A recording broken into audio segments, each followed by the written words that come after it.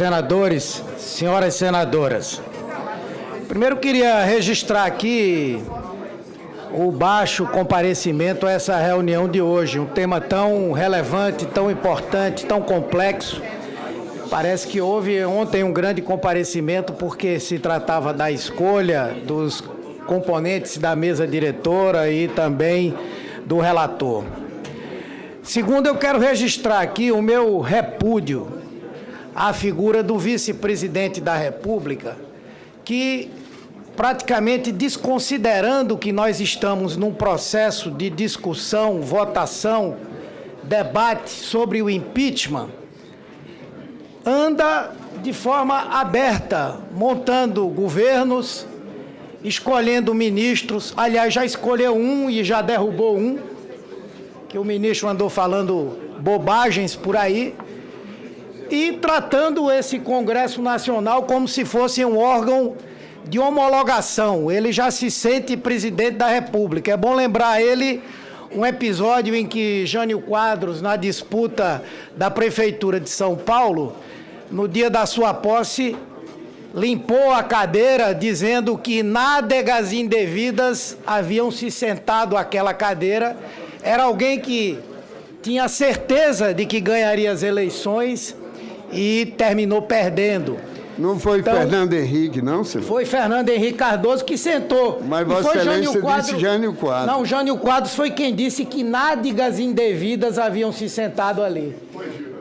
Bom, então, eu entendo que isso é um desrespeito ao Senado Federal. E acho que todos devíamos nos manifestar contra isso que está ocorrendo.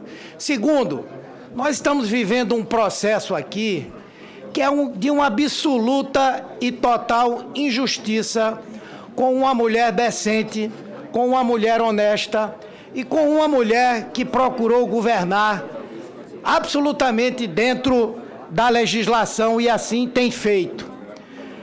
Essa injustiça tem que ser corrigida aqui no Senado porque foi cometida lá na Câmara dos Deputados. Primeiro, porque esse processo ele foi aberto a partir de uma decisão que reflete desvio de poder. O presidente da Câmara dos Deputados, o senhor Eduardo Cunha, que ontem foi brindado com a confirmação de que recebeu 4 milhões de reais em dinheiro de um dos delatores que lá esteve ontem, ele decidiu abrir o inquérito, o processo do impeachment contra a presidenta Dilma, pelo fato de que o nosso partido, o PT, e não poderia ser diferente, havia se manifestado contra a possibilidade de ele ser inocentado no Conselho de Ética que o julgava e o julga por várias acusações. Os jornais estão aí para demonstrar. Alguns até colocaram matérias dizendo o seguinte: vingando-se de Dilma, Cunha aceita o processo do impeachment. Então, há um erro original, um pecado original, que foi o desvio de finalidade. O impeachment não é para resolver querelas, nem para ser objeto de vendetta de parte de quem quer que seja, desviando assim da sua responsabilidade, do seu poder. Nessa condição, se transforma em um golpe político, em um golpe parlamentar, em um desrespeito às leis e à continuidade do sistema democrático. Alguns estão tentando, por discordarem da política do governo, por acharem que o governo é ruim, ou por terem divergências ideológicas, pensarem que nós estamos vivendo num sistema parlamentarista. O que está sendo discutido aqui é como se fosse uma moção de desconfiança ao chefe de Estado. Isso no sistema presidencialista não há.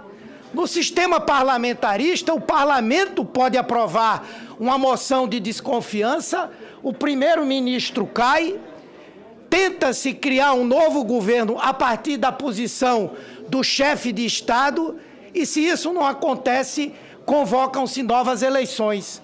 Nós estamos trabalhando com a metade do mecanismo que existe no parlamentarismo. Estão aplicando uma moção de desconfiança contra a presidenta da República, mas ela não pode dissolver o parlamento e convocar uma eleição geral para o país. Então, isso é mais um desvio daquilo que efetivamente deve ser o processo do impedimento, que pelo fato da presidente ser chefe de Estado e chefe de governo, tem que ser algo que só acontece em situações excepcionalíssimas, porque envolve a estabilidade do Estado, não apenas de um governo. Estão raciocinando aqui como se vivêssemos num sistema parlamentarista. Portanto, as razões para o impeachment, elas têm que ser razões sólidas. Aqui nós vamos ter dois tipos de voto. Os que sabem que não há crime e vão votar contra o impeachment. E os que sabem que não há crime e vão votar a favor do impeachment. Por isso essa argumentação de conjunto da obra é para justificar o seu voto.